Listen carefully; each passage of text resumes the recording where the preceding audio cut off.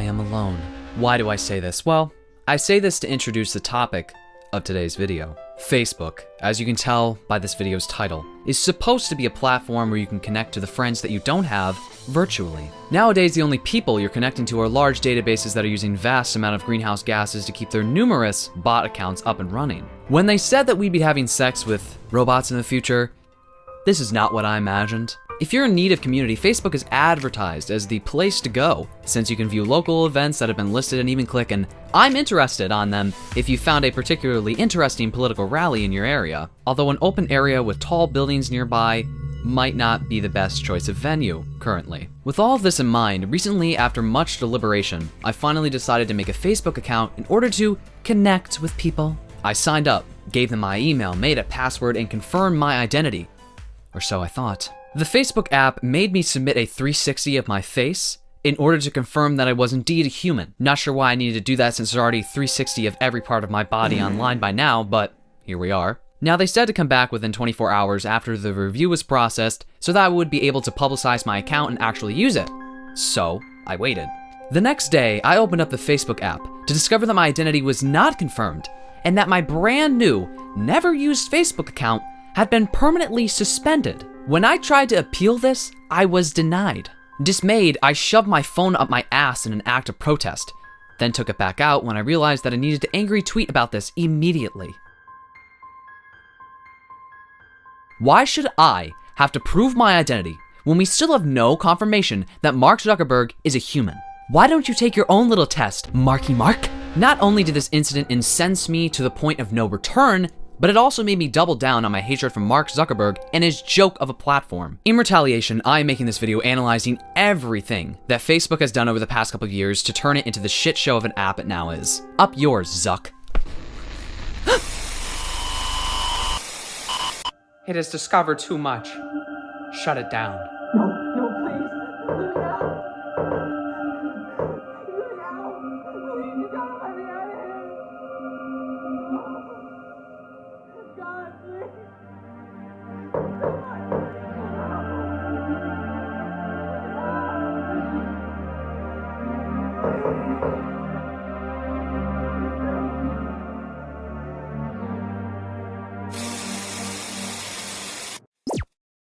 The death of Facebook can be attributed to many factors, but let's take it from the beginning, shall we? We all know about the award-winning movie, The Social Network, featuring one of Hollywood's holy trinity of white men with curly hair.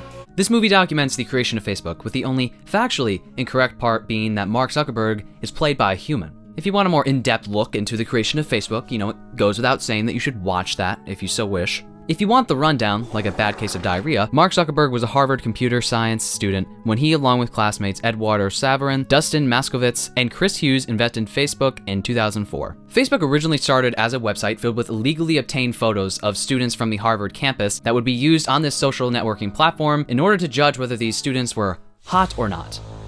Yes, that is how Facebook started. After getting in some pretty big shit, Mark changed this original concept, used it, revised it, to be just a social network named The Facebook, which was at first limited to only Harvard campus students. In 2005, the company purchased the domain facebook.com and officially changed its name to just Facebook. In September of 2006, Facebook announced that anyone who was at least 13 years old and had a valid email address could join. By 2009, it had become the world's most used social networking service, according to a report by the analytics site Compete.com. This is, of course, the long story short. Since then, Facebook has largely remained on the top of the social networking game, acquiring Instagram in April of 2012 and WhatsApp in February 2024. Even recently, rebranding its corporate name to Meta in October of 2021, change that has, divided users. Facebook is not dead, nor dying.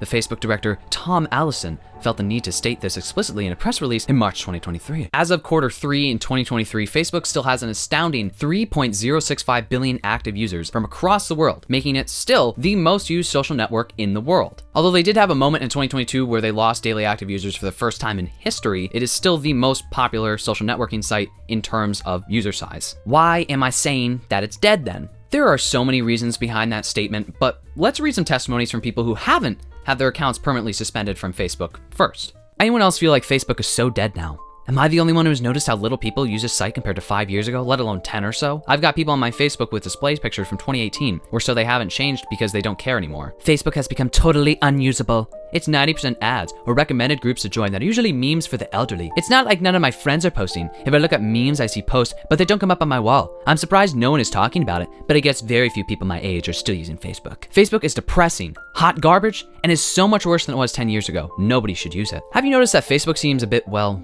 dead these days? I've been thinking lately that Facebook is not the same app as it used to be before. It used to be the hottest social media platform for most people, but now it just feels like it's losing its spark. It's not like people have stopped using it completely, but it's just not exciting as it used to be. I remember back in the day, my feed was filled with all sorts of posts, but now it's just a bunch of ads, memes, and useless stuff. Those are just some of the negative sentiments coming from Facebook users on Reddit. If so many people hate the platform, then how is Facebook still dominating in monthly users? One reason may be that people hate the app, but often come back in hopes of finding a reason to justify the fact that they still have the app on their phone. I used to do that with Twitter, but I am happy to announce that I am 56 days clean since deleting it off of my phone.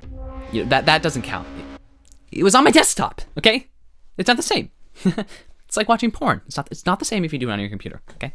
It's hard to get people to mass migrate to another app in place of Facebook when Facebook has been the base for connection with friends for almost 2 decades now. Another suspected reason of why the average monthly users is still so high is that Facebook's popularity mostly lies out of people in the US. This sentiment does go for every social media app, however, since only half of the US population use apps like TikTok and Facebook. Obviously, most of Facebook and other social media platforms are users outside the US. We are not the only country that exists, contrary to popular belief.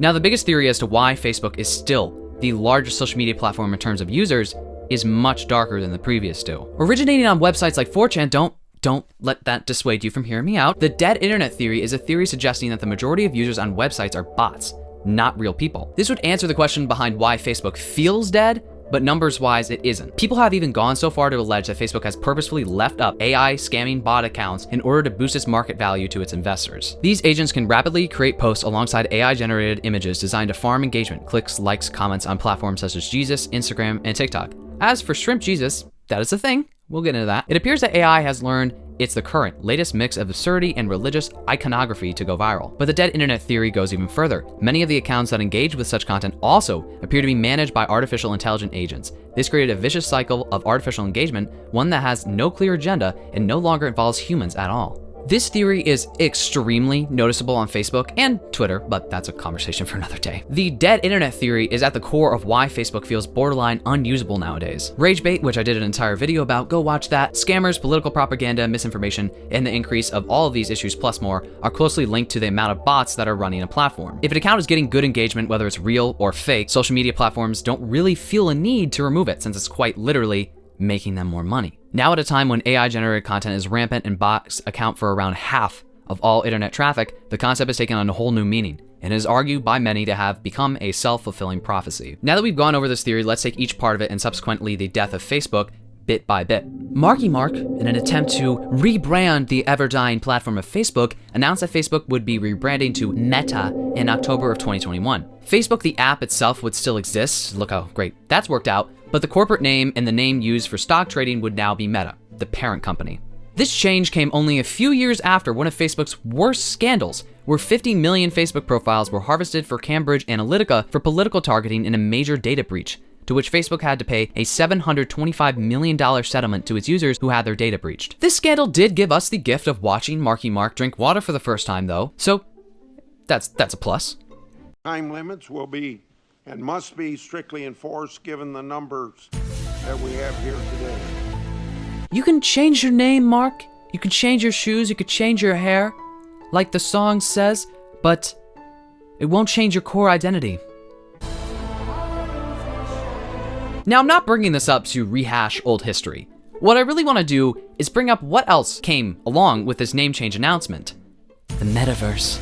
This, as well as the name change, was poorly received, to put it lightly. The metaverse looked ridiculously stupid, and when it was eventually rolled out to the public, it still looked ridiculously stupid. They should have changed their platform name to Beta, because that seems to be all that they're giving out to the public. Within the metaverse, we can escape reality, connect to each other virtually. Let's try it. Hi, how are you? You sound like a fat.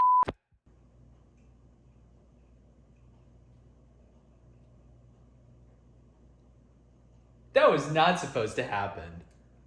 The metaverse spelled a dark future for Facebook. In an attempt to allegedly avoid their numerous scandals of the past, Facebook made a decision to make their user base even more inflamed with the website. This name change represented a permanent shift in the platform, signifying that the executives at Facebook had no desire to fix the platform for the betterment of its users and the world. The Cambridge data leak is only a little sliver of Facebook's many grievances on the world. On every social media platform, including Facebook, extreme, divisive, rage-baiting opinions are typically promoted much more than any other form of content. Extreme right-wing voices specifically receive a lot more promotion versus leftist radical ideals. During the 2016 election, Facebook specifically was accused of being a hotspot for Russian political propaganda posts. The goal, as determined by the US intelligence community and backed up by evidence gathered by the special counsel Robert Mueller, to damage the Clinton campaign, boost Trump's chances, and sow distrust in American democracy overall. In an operation that cost millions of dollars, the Russians studied US political groups, traveled to gather intelligence in several states, and developed a network of fake accounts that they used to infect the American electorate. Throughout 2016, they posted divisive content about topics such as Black Lives Matter, immigration, and gun control. They bought political ads criticizing Clinton, and they pumped out hashtags like hashtag Hillary for prison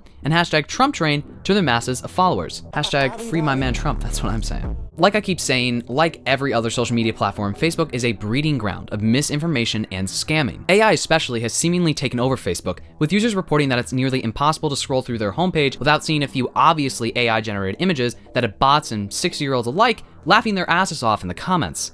LOLing, if you will. As we read from the article before, Shrimp Jesus is a notorious example of this phenomenon. These posts often have tens of thousands of likes, with followers of the man praising him in the comments over and over. Amen. Amen. Amen. Amen. Amen. Amen. In fact, an astounding amount of these AI-generated posts are of Jesus Christ, targeting the very large, overflowing population of MAGA Christians that run rampant on Facebook. In this post, we can see two beautiful twin flight attendants standing alongside a golden statue of Jesus, with the comments filled to the brim with Amen. Amen. I knew he was friends with prostitutes, but I didn't know that JC was pimpin'. There's another common thread within these AI-generated posts. Often you'll see an African child who's made some sort of work of art, typically with plastic bottles, or as I like to call it, the trash that the Western world dumps on less privileged countries. The comments are filled with a ton of very real people, of course, who are praising this poor, disadvantaged African boy who was able to make something beautiful with the trash that his country is filled with. I'm being facetious, of course, okay? The Redditors over on the ChatGPT subreddit, yes, there's a subreddit for everything, actually found an account on Facebook that was entirely filled with AI-generated posts of New York City. Worse than this, it seemed that the majority of the comments were actually filled with bots. That or someone who lacks very critical thinking skills. One commenter on this post shared their thoughts. Social media is dead, and it's not a joke. Once upon a time, 15, 20 years ago, there was a great unification. Now everything is going the other way, the great disconnect. Actually, all my friends, acquaintances, and friends of friends either do not have their own page on social networks, or they have one for one purpose, to find old friends, colleagues, teachers, relatives, and so on. I see it myself, and my friends say the same thing. It's becoming impossible to be on any social network. Tons of bots, tons of propaganda, gigatons of hate from all sides, absolutely disgusting advertising everywhere, miracle devices, disposable Chinese garbage, magic pills for deceiving old people, etc. Now there are tons of fake AI content. I clearly see that people are leaving huge online communities in favor of communities of purely interest. Now, Facebook is actually filled with accounts like this. What's even more concerning is that these accounts could be making ad revenue from their very obviously fake post with allegedly fake engagement. I mean, half of my followers on Twitter are bot sex accounts, so am I any better? It's not intentional though, I swear, right? Another AI-generated post found on Facebook shows a woman celebrating her 121st birthday. That's in itself already a red flag. The last time I saw someone actually live until they were 100 was on one of those Smucker-sponsored birthday announcements on the Today Show. You know, I used to love watching that show as a kid. Then Matt Lauer turned out to be a rapist. You know, men.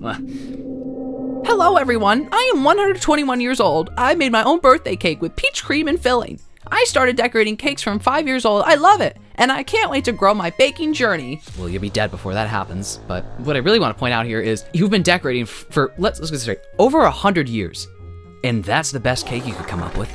Lady, you should spend your birthday alone instead of whatever's going on here. I mean, I could go on and on with these posts. Vegetable, Eastern, Asian, babies, vegetable, Jesus? Talented young German boy who's a fantastic artist. Hopefully, he's able to get into art school, right? This is what Facebook is filled to the brim with now. This is what it's become.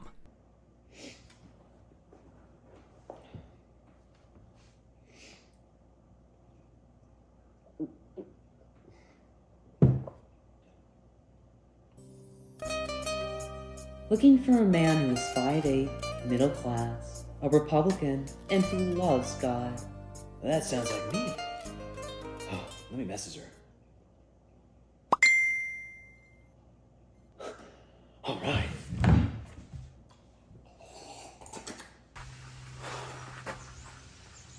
Really got stood up by this girl, didn't I?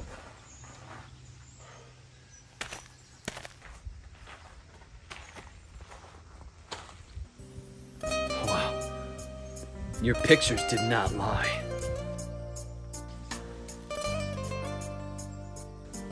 Give me all your cash, now. What? When I asked my mom, who religiously uses Facebook, how she felt about Facebook, she told me that she thought Facebook was a great way to connect with family and friends who don't see often. However, she then went on to criticize Facebook for banning her, as she claims more often than people with progressive opinions get banned. My mom also told me that she holds a belief that Mark Zuckerberg listens to the conversations she's having with people on her Facebook account. It needs to be said, though, that my mom's opinion does come from that of a conservative white woman on the cusp of Gen X and boomers, so take it with a grain of salt. Of course, her opinions would fall in line with the idea that Facebook censors conservative beliefs more, but also that it serves its original purpose, to connect to relatives and friends. In fact, this is the reason most people cite for their continued use of the app. Due to mostly her age, my mom often falls for scams, rage bait, and AI-generated posts. Unfortunately, my mom is not the most media literate, and Facebook plus a person who can't identify common scams is a worse combination than a daiquiri and a 9mm. Don't ask me how I know that. In a study published February in the Journal of Scientific Reports, scientists showed 201 participants a mix of AI and human-generated images, engaged their responses based on factors like age, gender, and attitudes toward technology. The team found that the older participants were more likely to believe that AI-generated images were made by humans. Millennials and Gen Z, while still making up half of Facebook's overall demographics, are the ones who are more likely to complain about the state of the app, or to give up on using it entirely. My mom really only has an issue with liberals, but the issues that the younger generations point out within Facebook's site are much more sinister and threatening. With an app filled with more conservative uncles than you can count, along with fake news, ads, and scams, young people are becoming fed up with the app, further signifying an ever-present decline in Facebook. Who will be there to use Facebook when half of its users die of old age, or from using their body as a shield to protect President Trump? Of course, we've already theorized that people outside of the US is what's keeping Facebook afloat, but let's not forget that the US market is extremely important to social media companies. Facebook faces a particularly odd challenge. Today, 3 billion people check it each month. That's more than a third of the world's population. And 2 billion log in every day. Yet it still finds itself in a battle for relevancy and its future after 2 decades of existence. Facebook has continuously declined to disclose user demographics, which would shed some light on how it is faring among young adults. But outside researchers say their numbers are declining. By 2026, the Insider Intelligence expects about 28% of US Facebook users to be between 18 and 34 years old, compared with nearly 46% for TikTok and 42% for Instagram. These numbers are more stark for teens aged 12 through 17. I have to give Facebook credit where credit is due. They have attempted to innovate with the floppy creation of Meta, yikes, and of course of the introduction of the TikTok-like Reels, which now make up the majority of users' Facebook and Instagram feeds. Of course, this is just an attempt to get people to stay on these apps for longer, since the picture-by-picture format is outdated, it seems. Although they've made these attempts, Facebook is still seen as uncool. And I hate to break it to you, but the majority of people who are engaging with these obviously fake posts on there are mostly Facebook's older users. It actually turns out that 46% of Gen Z uses TikTok, while only 14% of Gen Z uses Facebook. Now, AI is not the only feature on Facebook that poses a serious risk. Rage bait is also hugely prevalent on Facebook, as it is with every other platform, let's make that clear. As I stated before, young people are mostly less likely to fall for these baiters due to their excessive use of media from a decently young age. If you get rid of every old person on your app, Facebook, then who will be left to interact with the bots on there? No. In the sense that Facebook is filling my timeline with rage bait. Years ago, I used to get into a lot of arguments with people on social media over social issues and politics, but I stopped a couple years ago and have been much happier. However, starting a few months ago, Facebook has started filling my timeline with suggested posts that have nothing to do with I follow or engage with, but almost 100% of them are things that piss me off. Essentially, all posts of either articles or about things I disagree with, or posts completely dominated by reactions and comments that I disagree with. I've been refraining from the engaging with them beyond reading the comments sometimes, and I always click the X to hide the post, but it has not reduced the recommendations at all. It's making me get on Facebook less and miss out on posts from groups I actually care about. Most other social medias actually recommend posts to me that are relevant and related to what I engage with. Facebook's tactic of trying to tempt me with rage bait is really pissing me off. It seems like it's working then. Listen, Facebook is not concerned with your mental health. It certainly is not with its workers either. They just want you to stay on their platform for as long as possible. This is why, in my opinion, allegedly, Facebook seems unlikely to take XX action on the swaths of misinformation and scams present on its platform. In a study by Texas A&M, they found that 23% of image posts in our data contain misinformation. Consistent with previous work, we found that misinformation was unequally distributed along partisan lines. While only 5% of left-leaning posts contained misinformation, 39% of right-leaning posts did. There was one piece of good news. Some previous research had found that misinformation posts generated more engagement than true posts. We did not find that. Controlling for page subscribers and group size, we found no relation between engagement and the presence of misinformation. Misinformation didn't guarantee virality, but it also didn't diminish the chances that a post would go viral. Although Facebook attempted to remove misinformation surrounding Corona in 2021, a study from 2023 published in Science Advances argued that Meta's COVID-19 policies may not have been effective. Though Meta's decision to remove more content did result in the overall volume of anti-vaccine content on Facebook decreasing, the study found that engagement may have shifted rather than decreased outright. No, instead of targeting fake accounts and images that are used to exploit people's biases, Meta, and other platforms as well, to be fair, would rather continuously suppress and suspend accounts that share more leftist and anti-establishment viewpoints, as we've seen within the likes of Palestinian journalists or anyone who's saying anything other than we love genocide. To add on to Meta's negligence in moderation, they also don't seem to care about removing the large swaths of half-baked scammy ads that are all over Facebook, including a genre of ads that I recently did a video about. A lot of those mobile game ads from that video were actually found on Facebook. Are we surprised? Users on Facebook have stated time and time again that the majority of their posts on their feeds are filled with suggested posts, with a huge portion of them actually being advertisements. Again, as with almost every issue discussed within this video so far, the advertisement takeover is a problem that every social media platform is currently facing, and it could definitely be its own video in its own right. Users have also complained about Facebook's advertisements becoming increasingly more personalized and creepy, with Facebook knowing you so well that it advertises you products that you've only thought about. I actually have firsthand experience with this problem. Much more than a few times, I've actually window shopped a product on my Chrome browser on this laptop, with it then showing up on my mom's Facebook page advertised to her only a few hours after that. We had never discussed this product, and I'd never used her phone or her Google account to look up this product, yet they still knew to advertise it to my mom. I have to say, it is very embarrassing to have to explain to your mom why she's getting 30-inch dildos advertised to her on her Facebook account. Seriously though, a lot of users have taken notice of this seriously creepy breach of privacy. This cross-referencing of my history onto my mom's Facebook account may have been due to cross-device tracking, which is a technique in which technology companies and advertisers deploy trackers, often in the form of unique identifiers, cookies, or even ultrasonic signals to generate a profile of users across multiple devices, not simply one. I personally find that Facebook is like the worst when it comes to this. While I've definitely received the personalized ad or two of life-size inflatable Trump sex dolls, I have never seen it be so bad on my socials like it is on my mom's Facebook account.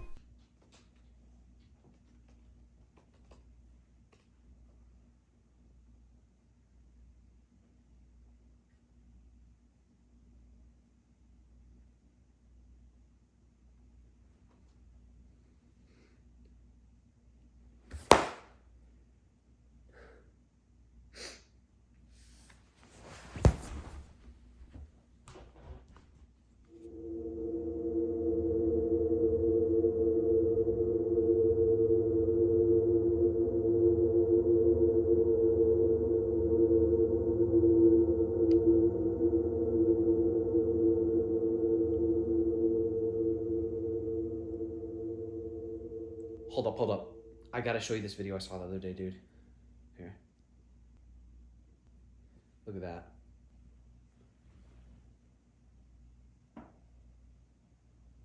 This is what you wanted to show me? What? Oh my god. How did that get on there, right? hey man. No need to feel shame, no judgment at all. I don't care what you do in your private time, just don't shove it in my face, okay? Zuckerberg. A negative feature that is exclusive to Facebook, however, unlike their overly personalized and strange ads, is the Facebook Marketplace. Facebook Marketplace, which rivals Etsy in the strangeness of its products, and Craigslist for how likely you are to be murdered after meeting with someone to buy a product, has been declining as fast as its parent company has been. If you'd like a Cicada wreath, premium Dorito in a jar, or a collection of vintage piss bottles for the low price of $300, then maybe Facebook Marketplace is for you. If you are a healthy-minded individual, however, with normal desires, you might be of the opinion that the website has been ruined by scammers and is dead despite the platform reaching 1 billion users in 2021. Do you think the platform is dead? In my area, there are so many sellers listing eBay prices for their items, or just listing vintage on just about anything. This platform is full of flaky sellers and buyers. No one responds. I get left on red. A lot of my messages are never seen. It's just full of resellers and I don't know what I got kinds of people. I can't find good prices on any, just nothing, and nobody seems to move. Never seen a shittier platform than Facebook Marketplace. Why are there so many scammers? I listed a piano for sale. I kid you not, I got about 8 replies. Each and every one was a scammer. Every single one. Not one legitimate person has asked about the piano. When did Marketplace become such a cesspit? Part of the reason as to why Facebook Marketplace is so miserable to use is that you can't rate its buyers on there, leading to people asking to pay only $10 for a 2001 Honda Civic that you've listed on your page. I know it's not worth a lot, but I mean, $10?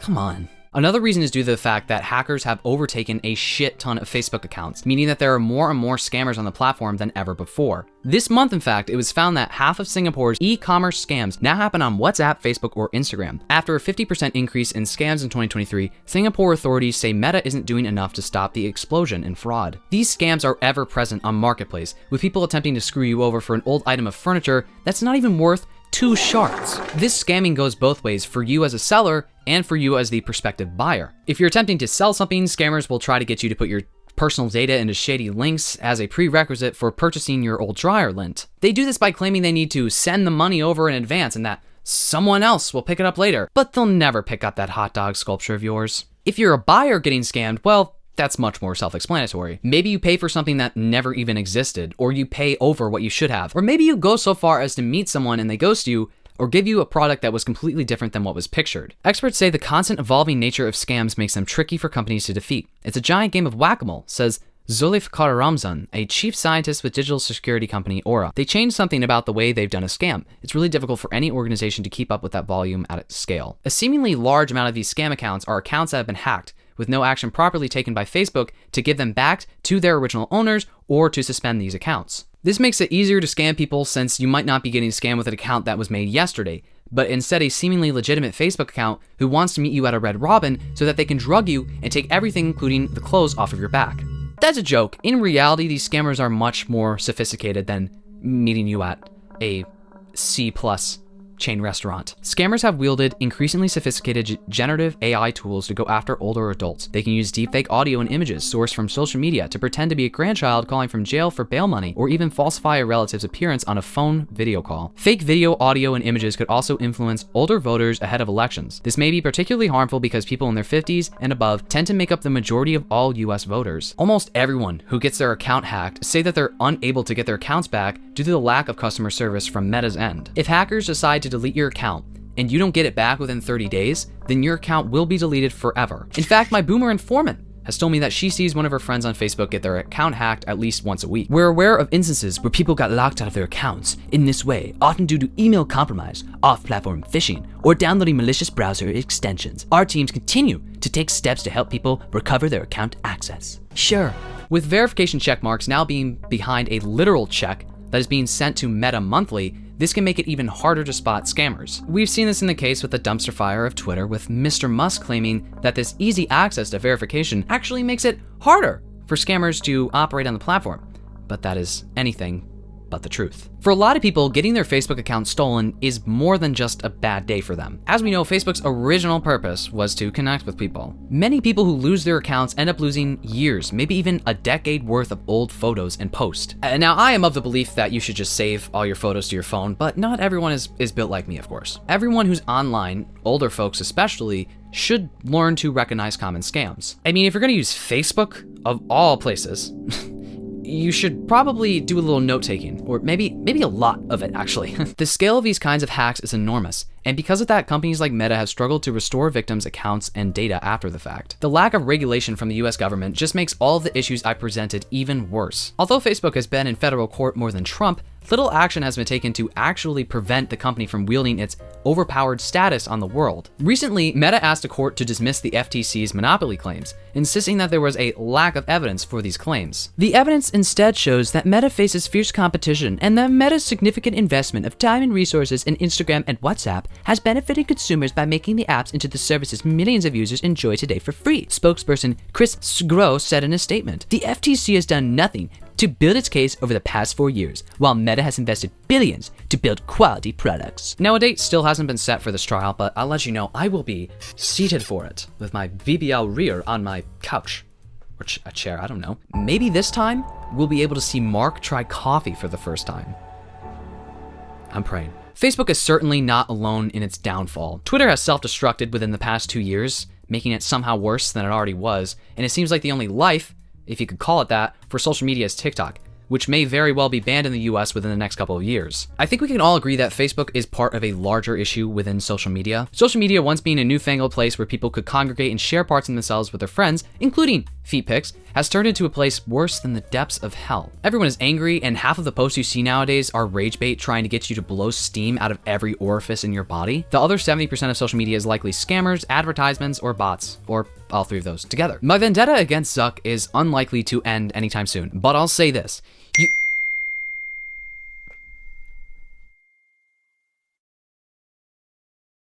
Mark, I didn't know that you could be so persuasive. What? This isn't a chat room with Mark? Oh, okay, you know, that makes sense, okay.